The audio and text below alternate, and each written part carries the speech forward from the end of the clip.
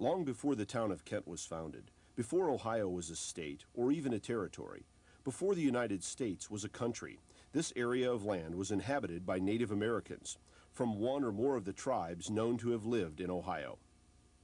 There was plentiful wildlife for food, forests for shelter, water to drink. But by the 18th century, white settlers had discovered this beautiful wilderness, and they were fighting with the natives over it. One such famous Indian fighter was the legendary Captain Samuel Brady, whose name has become a part of local history. While the details aren't clear, it is generally agreed that in 1780 Brady was being chased on foot by a small band of natives when he neared the banks of the Cuyahoga River. At a point on the river in what is now Kent, where the rocky banks were only 20 feet apart, Brady leaped across and scrambled up the other side. He was wounded by an Indian as he did so. The Indians didn't try the jump themselves. They went upriver to cross at a ford. Brady continued onto what is now Brady Lake, where he hid under the water until the Indians left. They decided he had drowned. A monument now marks the site of this famous leap, which can be found by walking down the River Edge Trail north of the Main Street Bridge. This is the original plaque from 1932. A new plaque was placed here in 1989. Another popular crossing point of the river is at Standing Rock, a large rock in the middle of the river north of Brady's Leap. Standing Rock marked the main Indian trail across the river and is today behind Standing Rock Cemetery. The town of Kent is on a part of the land called the Connecticut Western Reserve. At the end of the Revolutionary War, Congress decided that 3 million acres of land in what we call northeastern Ohio belonged to the state of Connecticut. Here we see a map of that land, divided into counties, one of which is our county, Portage. The part of the reserve lands that included Portage County was sold for $1.2 million to the Connecticut Land Company in 1795. That land was divided into townships. Kent's Township, called Franklin Township, was purchased from the land company in 1798 by Aaron Olmsted of Hartford, Connecticut. He paid 12½ cents per acre. Some say the area was named for his son, Franklin. The first settlers to come to this new township were John Haymaker and his family. This is a picture of their son, John F. Haymaker, who in 1807 became the first white child born in Franklin Township. Also in 1807, John Haymaker set up a mill on the Cuyahoga River, and the town that grew up there was called Franklin Mills. You'll see in a few minutes how it became known as Kent. Christian Cackler, author of a very important book to Kent historians, Recollections of an Old Settler, came to settle in Franklin Township in 1804. He was the first person to get married in Franklin Mills. This is a picture of his house and his gravestone. By 1810, there were 40 people living in our town. Life back then was a struggle. The settlers were farmers who worked long and hard to grow crops for food. They didn't have microwave ovens. They cooked over open fires. The settlers had to build log cabins and make all their own clothing. Does anyone know what this lady is doing? And wash it by hand. The settlers also made a lot of their cooking, eating, and cleaning utensils. Without the Cuyahoga River, Franklin Mills would not have developed as it did. The river provided both water power for the mills that ground up the settlers' grain and transportation to send products to other towns, enabling Franklin Mills to grow and prosper. There have been many mills in Kent. Zenas Kent's flouring mill replaced the Haymaker mill in 1833. Another postcard view of the flouring mill. The Turner Brothers alpaca mill, used for making cloth from the wool of alpacas, South American animals related to the llama, opened in 1879 and is still standing. It's the white building visible outside the meeting room window. Today, it is a box factory. In 1837, a foundation was laid on this spot for a silk factory, and silkworms and mulberry trees were imported. The Franklin Silk Company was going to make the town rich. Unfortunately, while the trees thrived, the worms died and the business failed. Education in Franklin Mills began as it did over all the frontier, in the only available room. The first school was taught in children's own homes by Alphonse Lamphere in 1815. Then the settlers raised enough money to build a small building on Crane Avenue. Built in 1817, it was a church as well as a school, but was only one story and one room with one fireplace. This is another early school, on the left, in 1850. It was on North Water Street near Columbus. Here is another early one-room school in Franklin Township. And this is what a one-room school looked like on the inside. It was often cold, damp, and uncomfortable. All the grades sat together, and everyone was taught by the same teacher. In 1867, the Union School was built. Laying the cornerstone for the new school was considered so important that businesses were closed all day in celebration. It later became Central School. The current Central School building on the same site was built in 1954. When the school opened, everyone in town came out to admire it. There have been many churches in Kent throughout the years. The Congregational Church on the left in this picture was built in the 1850s. It is now the United Church of Christ. This view shows Gogler Avenue and its two churches. The yellow Disciples Church on the left was torn down, but the brick Universalist Church on the right is still standing, although it no longer has its steeple. In the background can be seen the Union School. Another view of the Universalist Church with its steeple. This is the Universalist Church today. It was once used as an opera house. This Methodist church, built in 1893, was located across West Main Street from the library, about where Friendly's is today. Even before the Haymaker family settled in Franklin Mills, a road ran through the area to connect Ravenna and Hudson, and the citizens of those two towns built the first bridge across the Cuyahoga River in 1803, near the site of Captain Brady's Leap. It might have looked like this, although this drawing is from a later period when the canal had been built. As we can see, a canal boat going under this footbridge. Another early footbridge in Franklin Mills. In 1837, this covered bridge was built across the river at Main Street and was used for many years. The stone arch bridge replaced the covered bridge in 1876 and has had only minor changes since then.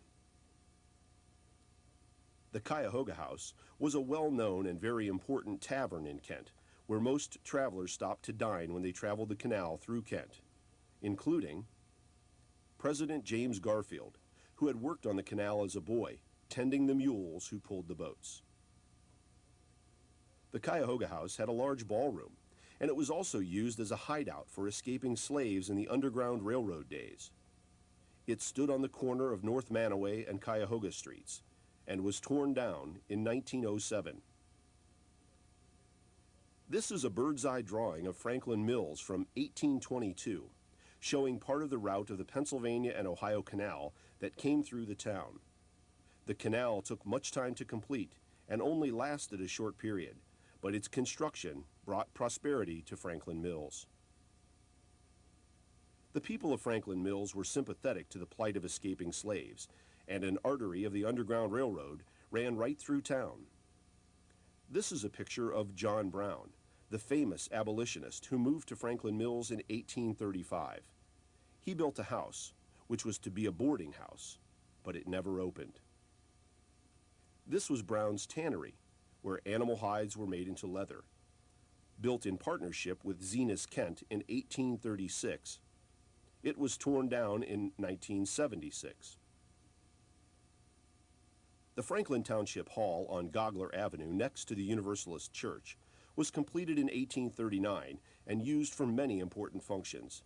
It had a bell in the tower which was rung for important events, such as the execution of John Brown, the death of Abraham Lincoln, and the death of President Garfield, who was nominated for his first political office in this same hall. It is still standing, and today, the bell sits out front. While the Civil War was still in progress, in 1863, the Atlantic and Great Western Railroad was completed through Franklin Mills, and it brought new people and jobs.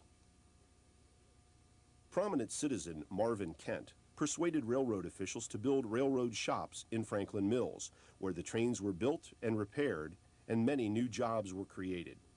The shops were located between the river and Franklin Avenue, near the post office. The village was so grateful to Marvin Kent that in 1867, Franklin Mills was renamed Kent. The Kent family, particularly Zenas Kent and his son Marvin, were the most important contributors to the development of Kent into a prosperous community. Zenas Kent was active in many community affairs and was a shrewd businessman. This is his brick building, a block long, built in 1836 on the northwest corner of Main and Water Streets. At the time it was built, it was larger than any building in either Akron or Cleveland. This is the Zenas Kent block in 1877, when it was the Continental Hotel. It burned down in 1972, and today an amphitheater is being built on that corner. This is the business section of Kent in 1868. Looking from River Street, you can see the Zenas building clearly, and the covered bridge. Marvin Kent built the bank block in 1867 on the northeast corner of Main and Water Streets. This is now the Huntington Bank Building. This building housed the Masonic Temple. Marvin Kent's home, which is now the Masonic Temple, was built in 1882. This is an 1895 photograph of it, along with a modern one. The railroad was still fairly new to Kent when the townspeople decided they needed a new railroad station. With the help of money donated by the town, a grand new station was built in 1876. We know it today as the Puffer Belly, and the Kent Historical Society is on the second floor. Here are some slides of historical homes in Kent. This is the S.P. Wolcott residence in 1874. This house is still standing on Main Street, right across from the Masonic Temple. The Patton Memorial Home, also on Main Street.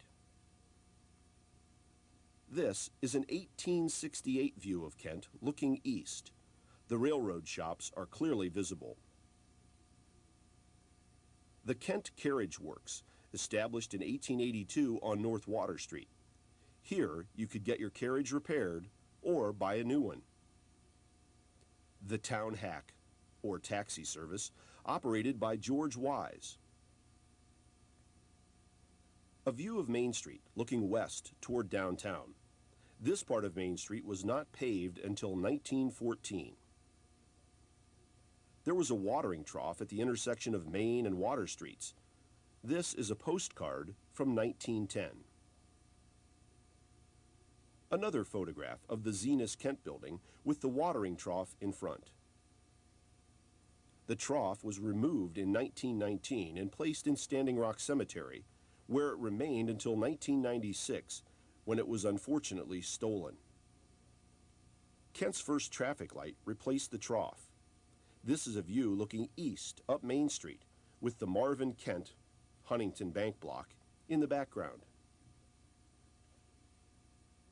And this is another view of Main Street to the east with the Thompson's drugstore in the background. Here we see a parade down Main Street in the 1890s. This old grocery store on North Water Street was about where Home Savings Bank is now.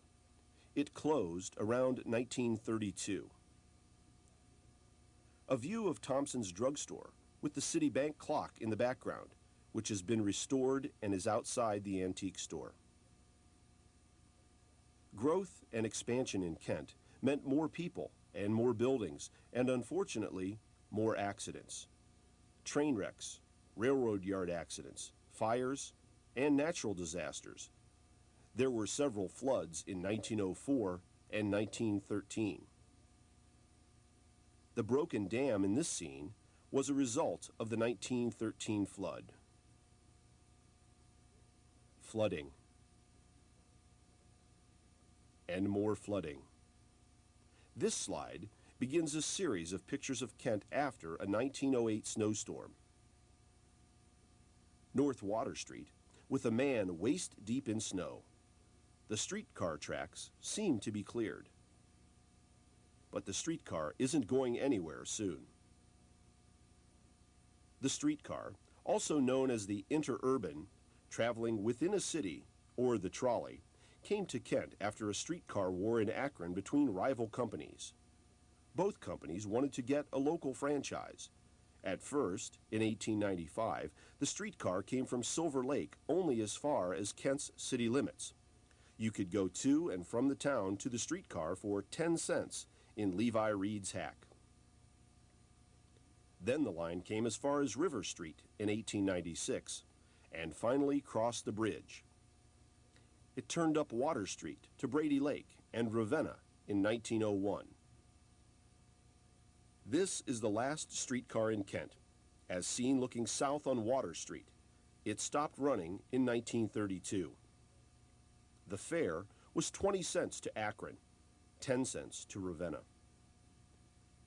The first telephones in Kent were set up by the Midland Telephone Company in 1882. However, service was so inadequate and difficult to use that the townspeople abandoned the phones in less than a year. By 1896, Kent was ready to give telephones a second chance. The American Electric Telephone Company enrolled 55 people at $1.50 per month per house. These two slides are pictures of the first Kent telephone book. Sports have always been a part of Franklin Township and Kent. This is a winning team from 1900. During the 1870s, another popular sport in Kent was walking matches, and this lady could have been a spectator. Contestants walked around the second floor of Marvin Kent's Hall, the Huntington building, around and around for sometimes 12 hours at a time. Bets were placed on who would last the longest. Some 60 miles were covered in those 12-hour matches. Bicycling was also very popular in the 1890s. In 1898, bicycle riders were taxed $1 per year and were not allowed to ride faster than 5 miles an hour for public safety. Many rode bicycles such as this one. Brady Lake was famous for its amusement park, seen here in a 1910 postcard. A.G. Kent built the park. He also built Geauga Lake Park. This is how the entrance to Brady Lake Park looked in 1907. The Kent Free Library began as a reading room for railroad workers in 1875. It was on the second floor of the train station. Membership had to be approved by the directors, and the annual dues were $1. Members could borrow only one book at a time. But when interest failed, the books were stored until 1892, when a library and reading room was opened in a rented room downtown. In 1901, efforts of several interested citizens made Andrew Carnegie aware of the need for a library building in Kent, and he agreed to give $10,000 to build the building if the town could provide the land and contribute $1,000 every year to maintain it. Marvin Kent donated the lot, and by September 26, 1903, Kent had a public library open for business. This was the original entrance to the building. There was a set of steps leading up to the door. Important to library history is the story of Nellie M. Dingley, our first librarian. Born in Painesville, Nellie was librarian of the new Kent Free Library from July 1903 until August of 1910. She is credited with reorganizing the existing book collection under the Dewey Decimal System. Nellie resigned her position in 1910 and entered nurses training at New York's Roosevelt Hospital. During World War I, she went to France as a Red Cross nurse with the mobile operating units, arriving in Paris on July 4, 1918. She was stationed at U.S. Hospital Base Number 57. Here she is with some of her patients.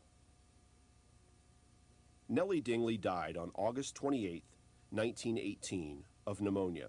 She was buried with full military honors, receiving the French Medal of Honor and the Red Cross Bronze Star.